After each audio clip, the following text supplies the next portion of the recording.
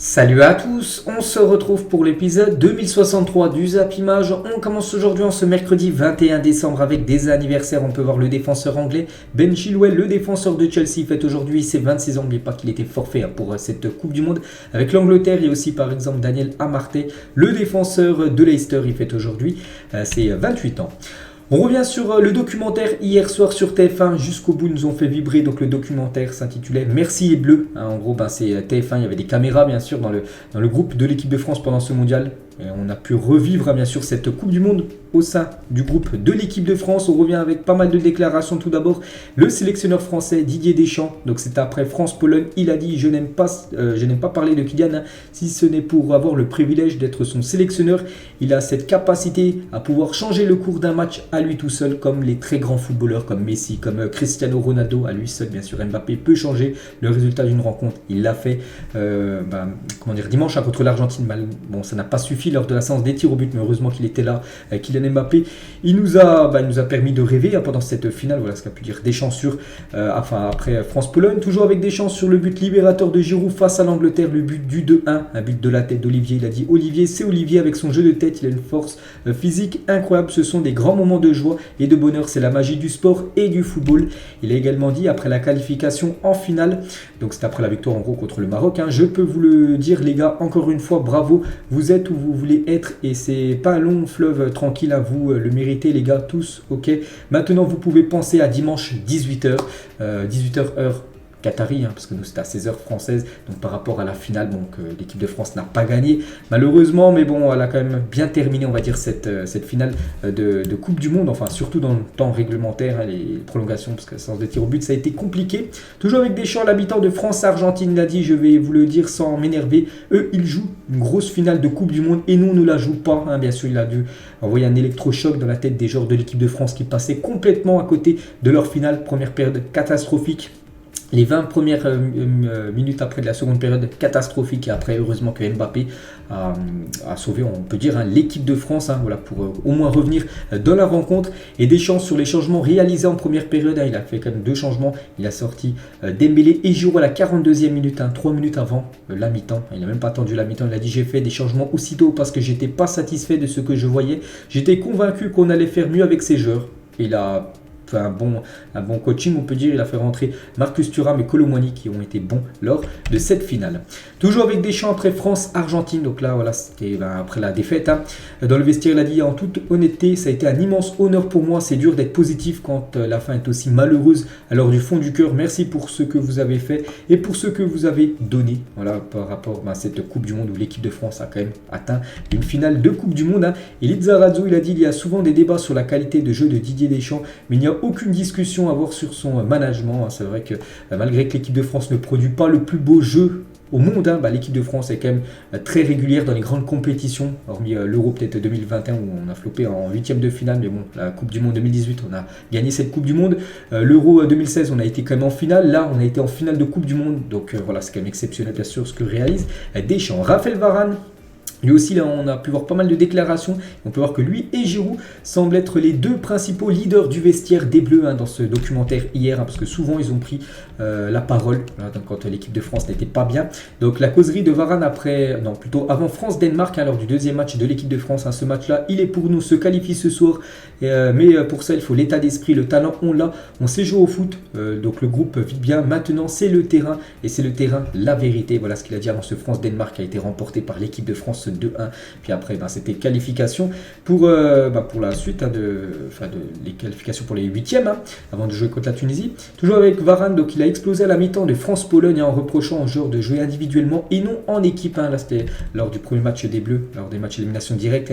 Donc il a dit les gars, ça c'est pas nous, c'est pas l'état d'esprit, on ne commence pas à jouer chacun pour soi. J'aime pas parler comme ça, mais là ça m'énerve. Maintenant on se bat les uns avec les autres. C'est vrai que la première mi-temps de France-Pologne n'a pas été bonne à côté français. On menait 1-0. Hein, c'était, je sais plus ce qui, c'était Giroud qui avait marqué le but, mais on n'était pas bon. Bon, après, on avait mené 2-3-0 avant qu'ils égalisent en toute fin de match grâce à Robert Lewandowski, mais voilà, il a quand même essayé d'envoyer un électrochoc dans la tête des Bleus, hein, pour voilà, c'est comme un 8e de finale de Coupe du Monde, il faut se réveiller. Hein. On peut voir que le groupe France a été bien meilleur en seconde période. Toujours avec Varane sur la première mi-temps des Bleus face à l'Argentine, hein, qui a été catastrophique là aussi. Il a parlé, il a dit on n'était pas dedans physiquement, psychologiquement, techniquement, défensivement, offensivement, on n'a rien produit. Hein, donc tout le monde l'a vu. Hein. De toute façon, même quelqu'un qui connaît rien au football, il a pu voir que l'équipe de France a complètement sombré lors de cette finale, enfin lors de la première période. Hein. Giroud, les gars, lui aussi, on l'a beaucoup entendu hier. Avant France-Pologne, on y est. C'est à nous d'écrire notre histoire ce soir, tous ensemble, les 24. Hein, voilà, les 24 du groupe français. Hein. Giroud, les gars, sur son 52e but en sélection lors de France-Pologne, a dit cela fait partie des moments où tu es dans une joie indescriptible. Le fait que Kylian me fasse la passe, je l'ai énormément remercié. Ça donne un beau cliché, hein, cette photo, hein, que j'ai déjà montré pas mal de fois où Giroud, il enlace, Kylian Mbappé. Et Giroud, après être devenu le meilleur buteur français, il a également dit, ça fait partie des moments de joie indescriptible. J'ai tout de suite pensé à ma famille, à mes enfants. C'est quelque chose d'extraordinaire d'avoir l'occasion de le faire, surtout pendant une Coupe du Monde, à devenir meilleur buteur de l'histoire des Bleus dans une Coupe du Monde. C'était pas lors d'un match amical. Et toujours avec Giroud avant France-Angleterre dans les vestiaires. On va gagner ce soir ce match avec les tripes ensemble. Hein. Et la France l'a gagné. Même lui, il a été buteur, hein, buteur du 2-1. Et ça a été une qualification très très compliquée contre cette sélection, une très belle équipe anglaise. Et sur son but face à l'Angleterre, hein, Grisi me met un super ballon. Après, c'est une émotion indescriptible, voilà, de marquer contre l'Angleterre. Ce but du 2-1 en plus en fin de match. Hein. Donc voilà, c'était magnifique bien sûr, hein, ce quart de finale. Hein. Et Giroud dans les couloirs cette fois-ci avant France-Argentine. Hein. Donc on leur monte dessus les mecs. Hein. Donc c'était avant France-Argentine. Bon, je sais pas, ça n'a pas trop résonné dans la tête des joueurs français parce qu'on sait comment ils ont commencé cette finale. Hein. Griezmann aussi, on l'a entendu quelques fois hier. Hein. Donc à la mi-temps de France-Angleterre, hein, les gars, on ne lâche rien. Ceux qui sont sur le banc comme des chiens pour rentrer après, on a besoin de tout le monde, c'est la guerre, on va rien lâcher contre cette équipe anglaise, hein, où l'équipe de France menait 1-0 à la mi-temps. Kylian Mbappé aussi, on l'a entendu, cette fois-ci à la mi-temps de France-Argentine lors de la finale. Hein. Il savait que l'équipe de France n'était pas du tout dedans. Hein. Donc il a dit c'est une finale de Coupe du Monde, c'est le match d'une vie. On ne peut pas faire pire de ce qu'on a fait. Hein. Ils ont mis 2 buts, on leur met 2 buts et les gars, c'est tout. Les 4 ans, un truc comme ça, en gros, bah, c'est tous les 4 ans, voilà, une finale de Coupe du Monde. Donc il ne faut pas qu'on passe ça. Enfin, des fois, c'est encore bien plus long hein, parce que quand même la France a réussi à se qualifier. Des fois, bah, tu ne rejoues plus jamais une finale de Coupe du Monde. Donc c'est pour ça que c'est un grand moment. Et il savait qu'Mbappé, il fallait faire quelque chose, envoyer des mots forts hein, pour que ça fasse un électrochoc aussi dans la tête des joueurs français, et ça a été le cas. Enfin, c'est surtout lui hein, voilà, qui a été très performant lors de cette finale. Et Mbappé, les gars, sur Ousmane Dembélé après France-Pologne, hein, il a fait du bien à l'équipe parce qu'il fait peur aux défenseurs et en plus il défend un peu. Le coach, s'il lui fait des câlins, c'est qu'il défend. Ben, voilà une petite déclaration hein, de Kylian sur Dembélé. Youssouf Fofana sur Kylian, comment il fait pour dormir le soir après tout ce qu'il se passe autour de lui. Il arrive à garder la tête libérée hein, parce que c'est vrai que c'est un joueur ultra médiatisé. Kylian Mbappé, qu'on parle beaucoup quand on parle maintenant de la France, on parle en priorité d'Mbappé comme Portugal avec Ronaldo ou l'Argentine avec Messi. Ben voilà, Mbappé, c'est qu'il se passe beaucoup de choses autour de lui, hein, que ce soit en club, en France, tout ça, les transferts. Et comment il fait pour garder la tête haute, hein, voilà. C'est ce que se demande hein, Youssouf Fofana. Hugo Lloris, les gars, aussi, on a pu l'entendre hier. Hein. Donc sur Harry Kane, il a dit c'est toujours difficile de voir un coéquipier en larmes quand on se sent responsable, mais c'est le football. J'ai beaucoup de respect pour lui et l'équipe d'Angleterre. Hein. Voilà, Hugo Lloris qui a éliminé hein, cette équipe anglaise, dont Harry Kane, hein, qui est son collègue du côté de Tottenham. Et toujours avec Hugo Lloris, après la victoire contre l'Angleterre, il a dit j'en ai passé des jours en bleu, mais celui-là c'est l'un des plus beaux moments en équipe de France, hein, depuis qu'il a rejoint bien sûr cette sélection française. Et après le France-Maroc, il a dit Hugo Lloris, on y retourne enfin, donc en finale. Hein. C'est une grande satisfaction face à une très belle équipe marocaine, comme quoi ils ne savent pas que défendre, hein, voilà, ils savent aussi attaquer cette équipe marocaine qui avait beaucoup mis de danger hein, sur la cage d'Hugo Lloris. Et Steve Mandanda, malgré qu'il il a gaulé, bah oui, il avait gaulé contre la Tunisie, mais bon, il a gaulé voilà, que contre la Tunisie, mais pas les autres matchs importants. Hein. Donc à la mi-temps de Argentine-France, hein, voilà, lui il était remplaçant, mais il voyait que la France sombrait totalement. Il a dit retourner un match, on l'a tous fait une fois et c'est possible, mais il faut rentrer sur le terrain avec un autre état d'esprit, ce n'est pas possible de faire ça. Finale les gars, voilà, c'est comme une finale de Coupe du Monde, hein, on n'a pas fait tout ça voilà, pour rien faire en finale, donc bon, ça n'a pas trop résonné dans la tête des joueurs français, parce qu'on sait que les 20 premières minutes de la deuxième période ont été pareilles, hein, puis après voilà, ça a été le déclic. Mbappé, Théo Hernandez après son but contre le Maroc, ce but c'est aussi pour mon frère. Voilà, ce but du 1-0 contre le Maroc à la 6e minute. Il a dédié ce but à son frère qui s'est blessé lors du premier match. Ousmane Dembélé, il a dit: le coach me fait plein de câlins tellement je défends en match. C'est vrai qu'il a défendu pas mal de fois. Bon, le match où il a été le moins bon, c'est lors de la finale. Là, on attendait vraiment un grand Ousmane Dembélé pour rayonner devant le monde entier. Bon, on l'a pas du tout vu. Il a complètement pris l'eau. Il est sorti à la 42e minute. Tchouaméni, les gars, après la qualification en 8e de finale, il a dit: il n'y a pas de malédiction ici. Il n'y a pas de ralentir. Donc voilà ce qu'il dit. Parce que vous savez qu'il y avait la malédiction des derniers champions du monde qui sautaient dès les phases de poule, la Coupe du Monde d'après. Non, pas pour l'équipe de France. Il y a eu un beau parcours et ça allait même jusqu'en finale. Guendouzi sur Hugo Lloris après France-Angleterre, ça c'est mon capitaine, la vie de ma mère.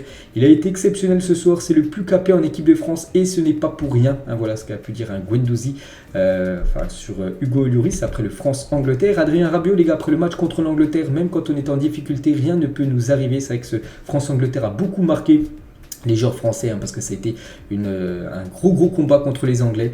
Et on peut dire même que l'Angleterre a eu comme pour moi plus d'occasions que l'équipe de France, mais c'est bien la France qui a réussi à s'imposer à la fin du compte.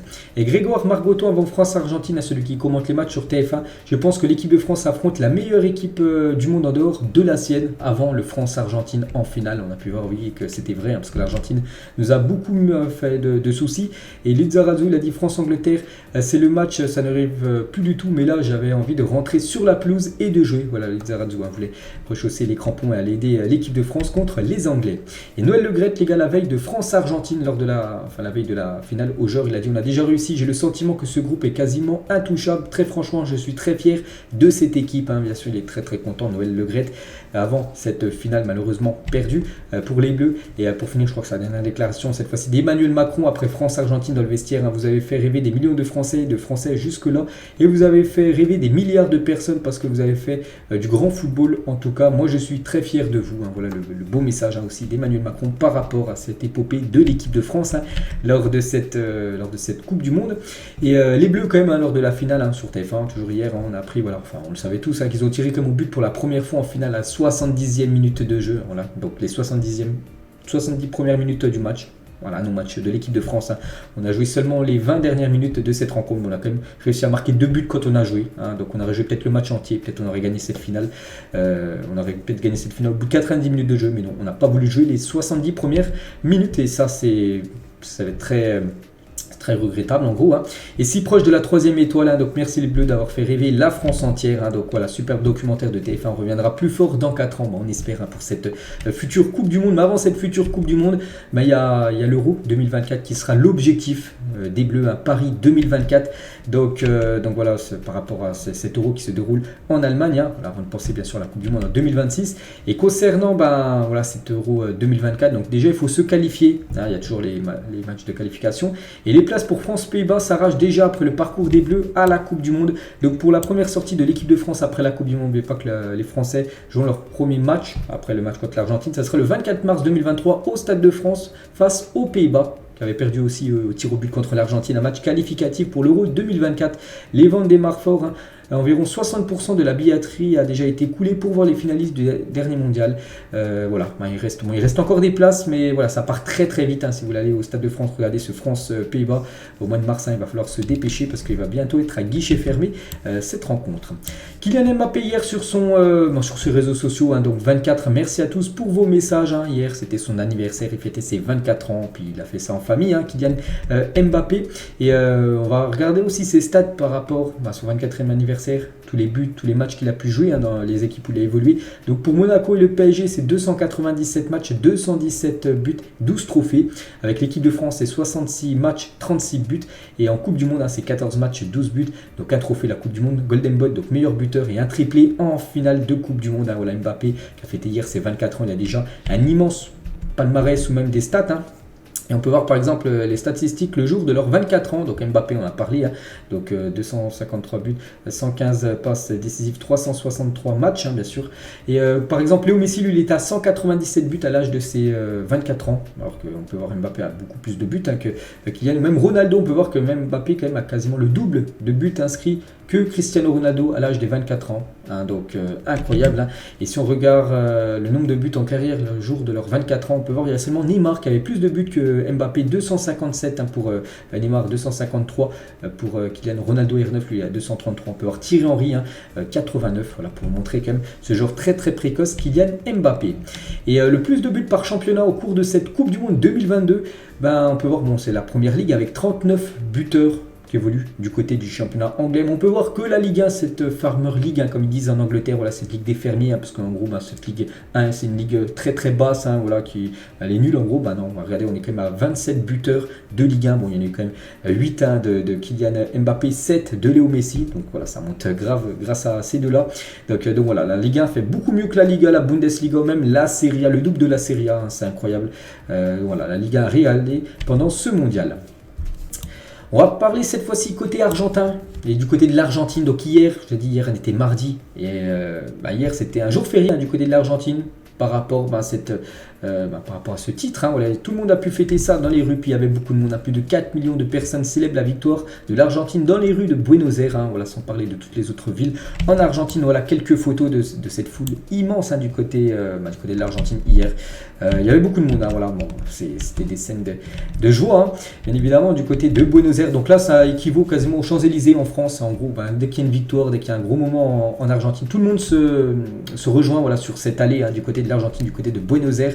Et elle était noire de monde, voilà, donc avec des portraits toujours du légendaire Diego Maradona et le bus. Là, on peut voir le bus des vainqueurs de la Coupe du Monde qui passait bien sûr au milieu de cette foule. Donc voilà, il y a beaucoup de monde. Voilà, quelques supporters aussi, photos de supporters. Tout le monde était content. Voilà, il y en a même qui étaient dans les sapins de Noël du côté de l'Argentine. Et il y a même des supporters, deux supporters qui sautent d'un pont pour s'incruster dans le bus de l'Argentine, parce qu'on peut voir que les ponts étaient aussi blindés. Puis le bus est passé en dessous. Puis il y en a un qui a réussi à sauter dans le bus. Bon, il s'est fait enlever juste après. Et il y en a un, je l'ai vu, il est tombé. Il n'a pas réussi à tomber dedans. Donc voilà, une petite info concernant ce bus de l'Argentine, un champion du monde. La France, j'ai essayé de vous trouver le bus de la France aussi qui était préparé avec les 3 étoiles. Malheureusement, on ne le verra jamais. Enfin, peut-être plus tard, mais pas pour cette année 2022. Mais nous, on revient sur voilà, ce bus argentin avec les joueurs de l'Argentine. On peut voir Messi ou Rodrigo de Paul en train de profiter du soleil en Argentine, parce que là-bas c'est l'été en Argentine, contrairement à nous c'est actuellement l'hiver. Et Papu Gomez, donc lui il a jeté carrément des billets dans la foule. Il a pris une grosse liasse de billets dans sa main. Regardez, il a balancé des billets dans la foule. Donc c'était pour faire plaisir bien sûr aux fans. Voilà quelques autres photos, les maillots de l'Argentine, enfin spécial champion du monde avec les 3 étoiles et cette Coupe du Monde portée par la Pulga, certainement le meilleur joueur, oui on peut le dire, le meilleur joueur de l'histoire, bien évidemment le meilleur joueur de l'Argentine. Et les fans crient à Paredes pour donner le trophée de la Coupe du Monde à Messi, parce qu'on peut voir Paredes tout à gauche sur la photo, c'est lui qui avait le trophée. Donc les fans disaient non, donne le trophée à Messi, et Paredes se retourne et le donne donc à Léo. Et immédiatement un faisceau de lumière apparaît n'éclairant que Messi. C'est incroyable, on peut voir le petit faisceau de lumière sur la photo. Voilà, c'était un rayon de soleil qui allait juste sur Léo Messi avec la Coupe du Monde. Incroyable. Toujours avec Léo Messi, quelques autres photos. Donc ils ont bien fêté ça, ils ont bu, je sais pas ce que c'est. Voilà, bon bref, ils ont fêté ça, ils ont aussi peut-être un peu fumé, certainement quelques joueurs de l'Argentine après ce titre.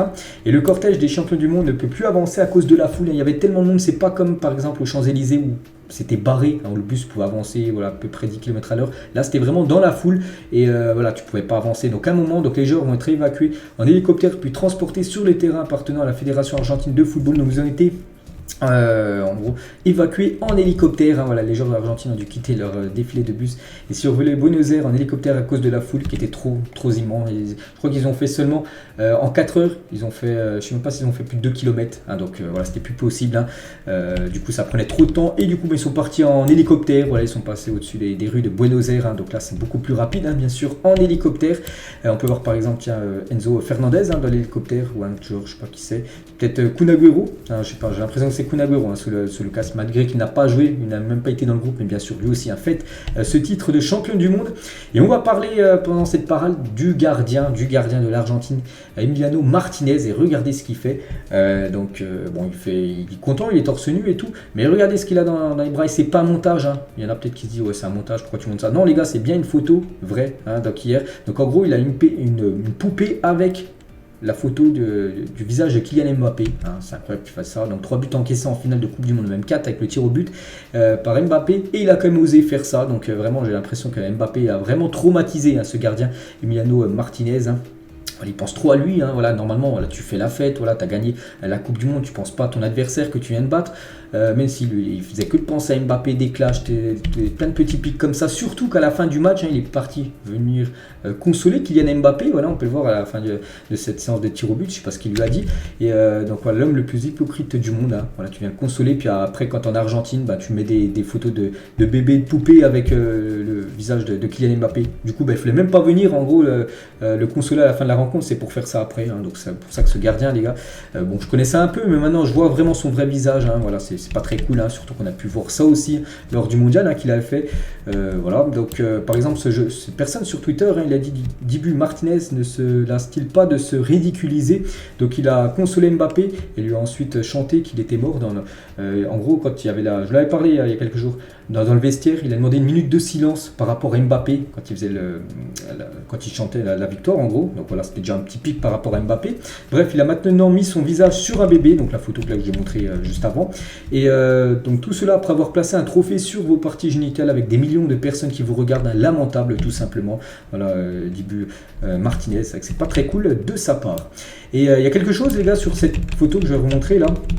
Elle est ici, voilà cette photo, donc on parle de Martinez, mais à côté, regardez c'est qui, c'est Messi, et Messi vous savez que c'est le collègue de Kylian Mbappé, et Mbappé-Messi ça va être peut-être très, très tendu à la reprise, hein, du côté du Paris Saint-Germain, voilà, parce que Messi laisse vraiment ça passer, un peu de respect pour ton coéquipier. Bon après peut-être il y en a qui vont dire, voilà, Messi c'est pas le père de Martinez, c'est lui qui fait ça, c'est pas Messi, hein, bien sûr qu'elle a poupée avec de Mbappé, mais peut-être Messi aurait peut-être dû dire, voilà, t'abuses un petit peu, là tu vas peut-être un peu trop loin. Mais non, voilà, il n'a rien dit. Léo Messi, on verra les retrouvailles les gars entre Messi et Kylian Mbappé à Paris. N'oubliez pas que Messi joue en France, hein, dans le club de Kylian Mbappé. On verra, parce que peut-être il aurait pu quand même dire quelque chose, hein, Messi qui a beaucoup d'influence, hein, voilà, du côté de l'Argentine. Hein. Je pense qu'il aurait dit à Martinez, voilà, là t'abuses un petit peu, tu vas peut-être un peu trop loin en faisant tout ça. Je pense que Martinez aurait, enfin j'espère, hein, voilà, s'il n'est pas un petit peu idiot, donc je pense qu'il aurait enlevé, enfin il aurait arrêté de faire ça. Mais bon, on ne saura jamais, parce que Messi n'a rien dit. Et voilà, pour vous montrer vraiment que Mbappé, j'ai l'impression qu'il est dans les têtes en Argentine, hein. Donc là c'est rien à voir avec Martinez, mais voilà, des supporters argentins brûlent un faux cercueil avec une photo du visage de Kylian Mbappé, hein, tellement qu'il leur a fait mal, hein, il les a vraiment traumatisés en finale avec ce triplé, donc voilà, ce qui s'est passé hier en Argentine. On revient sur Léo Messi, donc après cette parade, tout ça, donc là c'est les dernières photos, hein, les dernières infos, on va dire sur Léo Messi, donc il est retourné à Rosario, il a quitté Buenos Aires, direction Rosario, sa ville de naissance, hein, tout ça, son enfance. Un retour compliqué pour Léo Messi à Rosario, en gros là c'est son quartier d'enfance, voilà, on peut voir plein de maisons, il regardait de la foule qu'il y avait devant chez lui, hein, parce que tout le monde sait où il habite Léo Messi, et voilà, il y avait beaucoup de monde, hein, voilà, c'était très compliqué pour sa voiture de rentrer chez lui, voilà, on peut voir le garage qui est ouvert, et voilà, bien sûr tout le monde lui remerciait par rapport à ce titre de champion du monde. Et cette publication les gars de Léo Messi devient le post le plus liké de l'histoire, plus d'Instagram et des réseaux sociaux, tout réseaux sociaux, que ce soit Twitter, que ce soit Instagram, que ce soit TikTok, voilà, tous les réseaux sociaux confondus, bah, c'est cette photo la plus likée de l'histoire, parce qu'avant bah, c'était cette personne que je connais pas, elle dépasse ainsi Bella Poire, je ne sais pas du tout qui c'est, son TikTok de 60,3 millions de likes, hein, voilà, on peut voir 60,3 millions de likes sur cette photo, et maintenant bah, du coup bah, c'est Léo Messi, hein, plus de 60 millions, enfin même là, je suis allé regarder juste avant, il est déjà 68 millions de likes, hein, cette photo de Léo Messi, et du coup ça devient le post le plus liké de l'histoire de tous les réseaux sociaux, hein, donc incroyable, hein, ça va monter à 70, imaginez si ça atteint les 100 millions, ce serait complètement fou. Toujours avec Léo Messi, bon, avec bien sûr ce trophée de la Coupe du Monde, hein, qu'il a remporté, et avec ce nouveau trophée, Léo Messi n'est plus qu'à 2 trophées de devenir le joueur le plus titré de l'histoire du football. Donc Léo Messi 42 trophées, Dani Alves 43 trophées. Donc ça sent bon, hein, pour Léo Messi pour dépasser Dani Alves, parce que là il joue au PSG, puis voilà, le PSG on pense qu'ils vont gagner la Ligue 1, peut-être la Coupe de France, voilà, peut-être la Ligue des Champions, hein, ce serait bien sûr magnifique pour Messi, magnifique pour Paris, donc voilà, il va certainement dépasser Dani Alves au cours de la saison. C'est vrai que cette stat les gars, je vous la montrais souvent avant la Coupe du Monde, on peut dire qu'elle est véridique, hein. Donc Ronaldinho en 2001 il signe au PSG, l'année d'après il remporte la Coupe du Monde, Mbappé en 2017 il signe au PSG, l'année d'après il remporte la Coupe du Monde, et Messi en 2021 il signe au PSG, l'année d'après il remporte la Coupe du Monde. Incroyable. Toujours avec Messi et Angel Di Maria qui a fait beaucoup de mal. Les deux ont été bons, on va pas se mentir. En finale, Angel Di Maria a été exceptionnel, qui n'avait joué seulement 9 minutes lors des 3 derniers matchs de l'Argentine, a joué titulaire lors de la finale, il nous a fait beaucoup de mal. Donc là, c'était lors de la joie. Et là, c'était en 2014 quand ils avaient perdu la finale contre l'Allemagne. Imaginez que le PSG remporte la Ligue des Champions cette saison. Messi égalerait donc Ronaldo nombre de Ligue des Champions remportées, 5 en plus d'avoir déjà décroché la Coupe du Monde. Donc voilà, ce serait un gros coup dur, bien sûr, pour CR7. Et depuis la finale de la Coupe du Monde, les achats des maillots du PSG floqués Mbappé et Messi ont augmenté de plus de 200% sur le site du club. C'est le jackpot aussi pour l'équipe du PSG, les gars, avec les ventes de maillots. Voilà, beaucoup de personnes achètent le maillot parisien Messi, le maillot parisien Mbappé par rapport à leur très belle Coupe du Monde et comme les 2 meilleurs buteurs du mondial. Donc 40% comme des acheteurs ont été réalisés par des Américains. Voilà, donc des grands fans de ces deux joueurs. Toujours avec cette Coupe du Monde, donc sacré champion du monde dimanche avec l'Argentine, Enzo Fernandez a été élu meilleur e-sport de la compétition. Il figure parmi nos révélations du tournoi aux côtés, entre autres, de Cody Gakpo, même Gvardiol aussi qui a été une révélation, même si ceux qui suivent un peu le foot savaient qu'il a un énorme talent. Vraiment maintenant, là, ces trois-là ont vraiment énormément brillé pendant ce mondial. On va parler d'une autre sélection aussi qui est rentrée dans son pays en héros. C'est la sélection marocaine. Donc les héros marocains de la Coupe du Monde rentrent chez eux après être entrés dans l'histoire en tant que première équipe africaine à atteindre les demi-finales. Donc eux aussi, hier, c'était de retour au Maroc. Donc quelques photos, comme tout à l'heure, j'ai montré avec l'Argentine. Donc cette fois-ci, côté marocain. Donc là, on peut voir que c'était un peu mieux organisé. Par exemple, il n'y avait personne sur la route. Pas comme en Argentine où les personnes étaient sur la route. C'est pour ça que le bus n'avançait pas. Comme ça, tout le monde a pu profiter, bien sûr, du retour des joueurs marocains par rapport à cette magnifique Coupe du Monde. Ils sont allés jusqu'en demi-finale, donc ils terminent en gros 4e de cette Coupe du Monde. Le Maroc, c'est tout simplement historique pour une nation africaine. Donc il y avait beaucoup de monde. On peut voir dans les rues de Rabat. Et on peut voir que les joueurs marocains et leur maman, hier on les a tous fait une photo bien sûr, du côté du Maroc.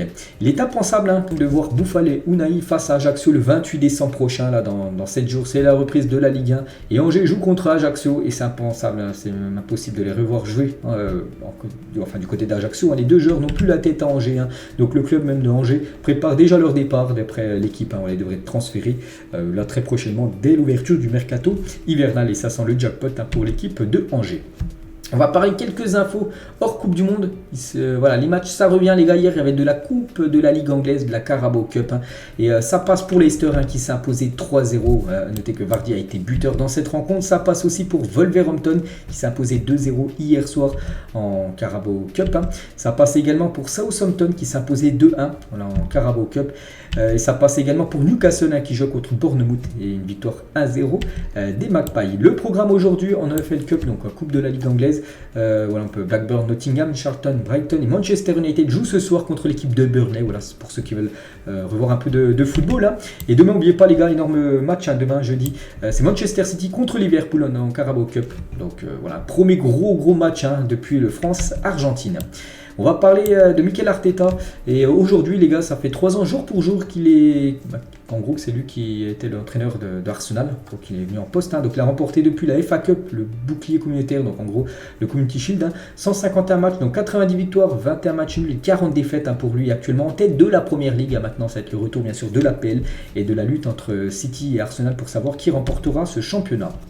Luis Van Gaal, il a dit « Je suis de nouveau à la retraite, mais si le Portugal m'appelle, j'écouterai, je ne peux pas en dire plus. » Un supporter du Portugal, vous aimez l'idée. Voilà, parce qu'on sait que Fernando Santos, c'est plus le sélectionneur portugais. Et Luis Van Gaal, vraiment, serait OK à prendre la sélection portugaise, là, très prochainement. Donc, affaire à suivre. Le trailer de FC Barcelone, nouvelle ère, qui sortira le 28 décembre prochain, donc là, dans la semaine prochaine, dans une semaine jour pour jour. Donc, le documentaire montre les coulisses du club catalan lors des 2 dernières années. Donc, ça sera sur Amazon Prime Vidéo. Voilà, ça sera en gros une série de quelques épisodes, je crois qu'il y en a à peu près 6, où vous allez revivre en gros tous les grands moments forts du FC Barcelone sur les 2 dernières années. Et toujours avec le Barça, quelques infos transferts. Le Barça souhaiterait faire signer un pré-contrat à N'Golo Kanté durant le mois de janvier. Il signe un pré-contrat en janvier, il rejoint le club gratuitement en fin de saison parce que n'oubliez pas que Chelsea ne va pas le prolonger, donc ça sera quand même un joueur très intéressant pour n'importe quel club parce qu'il serait libre de tout contrat, donc un joueur gratuit. On a des nouvelles de Wesley Fofana, un autre Français qui s'est une nouvelle fois blessé lors d'un match amical face à Brentford. Chelsea a joué là, je sais pas si c'était hier ou avant-hier, et s'est blessé. Donc la gravité de sa blessure n'est pas encore connue, donc dès que je sais combien de temps il est indisponible, je vous dirai tout ça. On envoie beaucoup de force à Wesley Fofana. Manchester United se dit confiant pour signer Cody Gakpo en janvier. On sait que Cody Gakpo, on a parlé tout à l'heure, une révélation du mondial et pas sûr qu'il reste du côté du PSV. Le PSV le sait qu'il a une grosse valeur marchande, il devrait être vendu dès janvier. Et Manchester United, pour l'instant, tient, on va dire, la corde concernant sa signature. Toujours avec Manchester United et également Arsenal suivrait de près la situation de McAllister, ce joueur de Brighton, un champion du monde en titre, celui qui fait la passe D pour le but d'Angel Di Maria, le but 2-0 lors de la finale de la Coupe du Monde. Et voilà, il y a de fortes chances qu'il quitte également son club de Brighton et peut-être Manchester ou Arsenal sont sur le coup. Ça, c'est un transfert officiel, c'est Matheus Cunha s'engage avec Wolverhampton, donc il s'agit d'un prêt avec une obligation d'achat autour de 40 voire 50 millions d'euros, donc il quitte l'Atlético Madrid et il rejoint cette équipe de Wolverhampton. C'est signé, c'est un prêt avec option d'achat et toujours avec l'Atlético et toujours avec Wolverhampton, donc l'Atlético cherchera à vendre Felipe, son défenseur, et Wolverhampton est intéressé également, tout comme quelques clubs brésiliens, donc voilà, peut-être 2 nouveaux transferts, enfin déjà un qui est sûr et peut-être un deuxième du côté de Wolverhampton en provenance de l'Atlético. L'Olympique de Marseille exige 20 millions d'euros pour Gerson. Flamengo reste patient pour le Brésilien. Voilà, parce que là, ça va commencer le mercato dans 10 jours exactement. Dès le 21, ça ouvre le 1er janvier. Et voilà, Gerson pas sûr qu'il reste du côté de Marseille. Donc Marseille a fixé son prix à 20 millions d'euros. Antoine Griezmann, les gars, encourage VG Dream à sortir son dernier son sur l'équipe de France. Vous savez que VG Dream va sortir un son en gros qui remercie l'équipe de France par rapport à son mondial. Et sors-nous ça, voilà ce qu'a mis Antoine Griezmann sur le post Instagram de VG Dream, donc dès qu'elle sort cette nouvelle musique, je vous le dirai bien évidemment. Et toujours avec Grisou les gars, malgré qu'il est passé totalement à côté de sa finale, il a fait quand même un très beau mondial, on se souvient de sa demi, son quart, huitième, tout ça, mais on peut voir que c'est le joueur qui a effectué le plus de passes clés, donc c'est une passe en gros qui amène un tir, pas un but particulièrement, amène un tir en gros. Donc lors de cette Coupe du Monde, Antoine Griezmann c'est 22 passes clés, 22 passes où il y a eu un tir juste après d'un autre joueur, devant Léo Messi 21 ou même Hernandez, Mbappé ou Dembélé, on peut voir comme d'habitude beaucoup de Français bien sûr parmi le top 5. Et on finit, je crois, sa dernière info avec une info complètement folle, j'ai vu, je l'ai partagé direct, donc c'est le 2 décembre dernier, donc là il y a à peu près une vingtaine de jours, un SDF de 23 ans a fait du rodéo avec une voiturette électrique sur la pelouse du stade du Racing Club de Lens.